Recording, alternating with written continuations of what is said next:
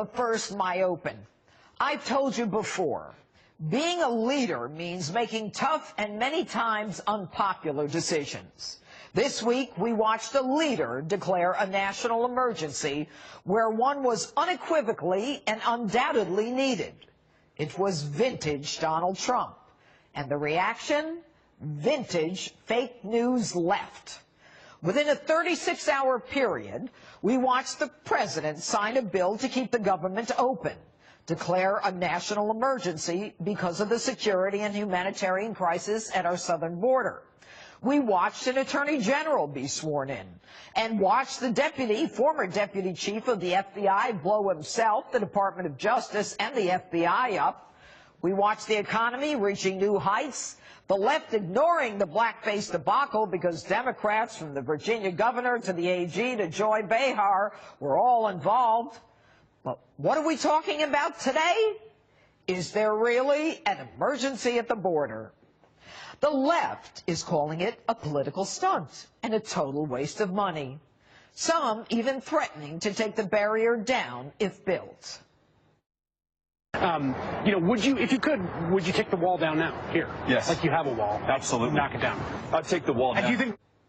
But make no mistake, Donald Trump will secure our border. The left are lying to you when they say there is no crisis, that the president is concocting the nation's immigration emergency.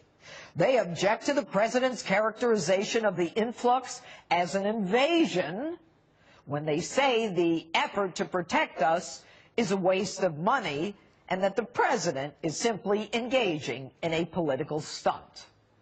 A primer. Our southern border is overwhelmed by illegal immigration, gang violence, crime, drugs, and human trafficking.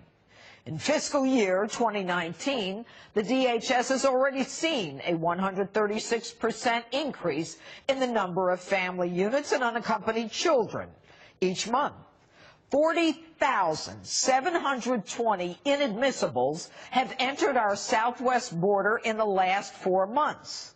Thousands of violent criminals cross that border, endangering Americans. In the last 2 years alone, ICE has arrested 266,000 aliens with criminal records, including those convicted of 4,000 homicides, 30,000 sex crimes, and 100,000 assaults. And if you don't believe those numbers, just look at the jails in Texas. 186 illegal aliens and 276,000 criminal aliens were booked in local jails between 2011 and 2018. Last year, ICE removed more than 10,000 gang members already in our country illegally.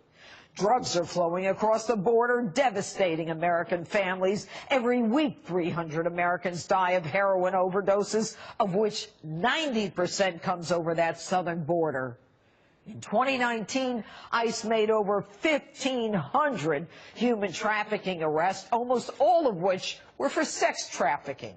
20,000 children were illegally smuggled into the United States during the month of December alone. If this isn't a crisis at a border, it's hard to know what is. Emergency is just the recognition of what other politicians have blatantly lied about to the American people so that they could fill their coffers with willing and many times illegal Democrat voters, since they have lost the heart of most Americans. So what happens to these people? When captured, they claim asylum, which of course they could have claimed at a legal port of entry. But even then, they're released and given a court date. They don't even bother, most of them, to return, and 80% of them are not really eligible for asylum anyway, and their claims are ultimately rejected by immigration judges. But they don't care. They're off somewhere in America, maybe in your town, maybe even having a baby, which gives them free access to just about everything. Now, the president did everything he possibly could before declaring the state of emergency. And if you want to criticize anyone, criticized Congress, who dilly-dallied since 1986 when President Reagan declared the last amnesty. They are so jealous of the other party as well as this outsider president that they refuse to give him a win when their concern should be about giving the American people a win. They refuse to even consider that every day they refuse to negotiate or work on our behalf, 130 Americans died from opioid overdoses, and 90% of the heroin comes across that border. The left, however, instead of recognizing the danger to Americans, is determined to do nothing but criticize President Trump. I think all of us will come to regret this. It is not the right way for the president to try and end-run Congress. If it was an emergency every time a president of the United States couldn't get what they wanted from Congress, we would be in a constant state of emergency. I think the only national emergency is the humanitarian crisis that President Trump has created at our border by separating families from children and treating people who need our help inhumanely. I think this is manufactured. But in the end, the president is right. We will have a national emergency, and we will then be sued, and they will sue us in the Ninth Circuit, even though it shouldn't be there, and we will possibly get a bad ruling, and then we'll get another bad ruling, and then we'll end up in the Supreme Court, and hopefully we'll get a fair shake, and we'll win in the Supreme Court.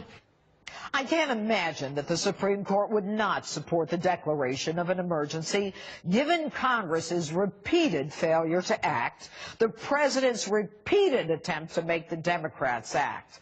All these presidents have declared national emergencies. Now listen up. I've got news for you doubting Thomases. This president is on firm legal ground. Both the Constitution and Congress have given him the right to declare emergencies as an executive action. Youngstown versus Ohio, 343 U.S. 579. According to Justice Jackson, the president is at his zenith of power here, where Congress has delegated to him the authority, and his own authority is at its maximum. He possesses his own right, plus all that Congress has delegated.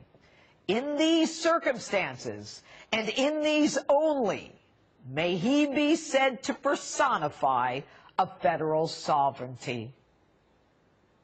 It's real simple, folks. What do you want? Should America be a nation state? Should we be a country defined by borders? Or should we simply be a repository for anyone who wants to come here? Should we be a refuge for the rest of the world to come for education, health care, housing, food stamps, and yes, even Social Security? And should they get a license, a free college education, while American kids have to pay for theirs? And of course, should they get the right to vote? Where do you stand?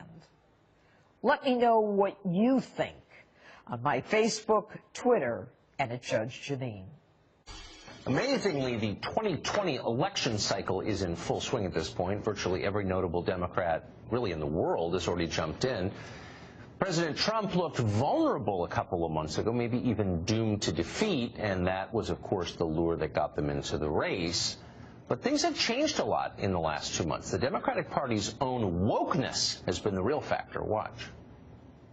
An agency like ICE, which repeatedly and systematically violates human rights, does not deserve a dime.